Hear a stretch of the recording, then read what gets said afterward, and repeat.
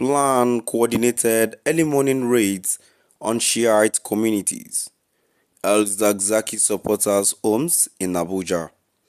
My dear listeners, from wherever you're listening from, good day. Now, moving on to the full details, kindly please ensure you like, subscribe to this channel and share.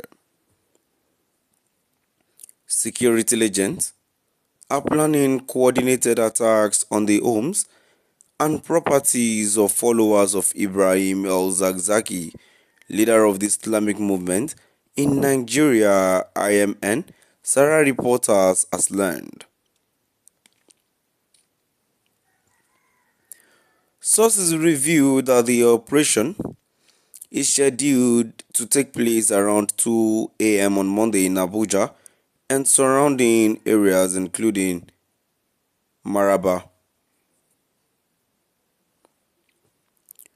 According to insiders, security agents have advised their relatives to avoid locations associated with Shiites in Abuja, Maraba, and other areas. One source disclosed, there is a planned attack by security agents on residents and facilities of al-Zakzaki followers in Maitama, Asokoro Gaki, Airport Road, Maraba, etc. They said Monday at 2 a.m.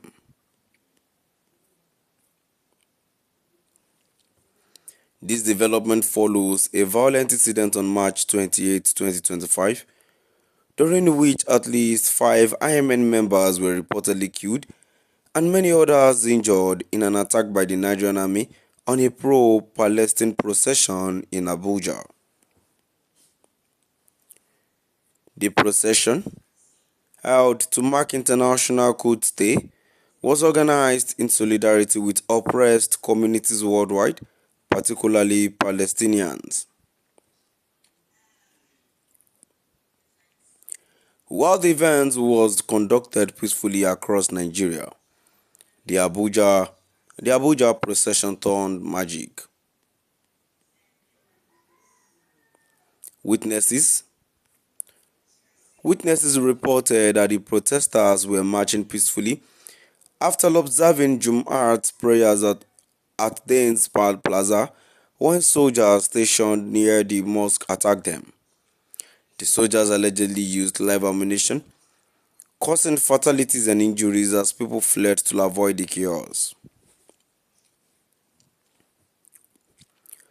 In response, the IMN has vowed to take legal action if the Nigerian government and army fail to release detained members, including over 60 minors. At a press conference on Friday, the group's legal representatives Bala Dakun and Yusha Uthman addressed journalists condemning the March 28 attack and demanding justice for the victims. We are compelled to address you this evening due to the recent, avoidable but unfortunate and brutal attack on our client, the Shiite Muslim faithful, Dakum said. Our clients come out on March 28, 2025 to commemorate their annual International Quds Day, like their counterparts across the globe. While peacefully carrying out their procession in the Banex area, Wuse to Abuja in their thousands, they were unexpectedly confronted by a group of armed soldiers who, without any provocation, began firing live ammunition at them.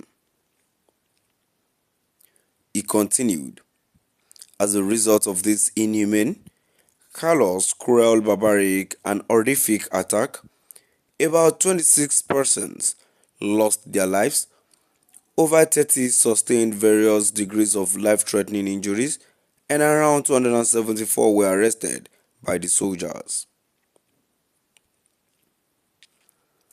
The detained individuals, including minors, were allegedly transferred to the now defunct SARS facility in Abattoir Gaki, Our clients were later handed over to the Nigerian police force, who detained them at the now defunct SARS facility in Abato Igaki, Abuja, under harsh and dehumanizing conditions, he said. Despite their dire conditions, they were coerced into writing or signing statements in police custody without legal representation, contrary to the provisions of the Administrations of Criminal Justice Act 2015. Dakum expressed concern about minors being held in the same cells as suspected criminals. Among those arrested and detained were over 60 minors who have been kept in the same cells as individuals suspected of committing heinous crimes, a clear violation of both the ACJ 2015 and the Child Rights Act, he said. He also condemned the continued withholding of corpses by the authorities. The corpses are now being kept in undisclosed hospitals, which contravenes Islamic rites that require prompt and immediate burial, he said. This is baffling considering that the deceased cannot be investigated or tried. My dear listeners, now we've come to the end of our today's news. Please do drop out the comment section and let's know what your view is all about. Thank you for listening.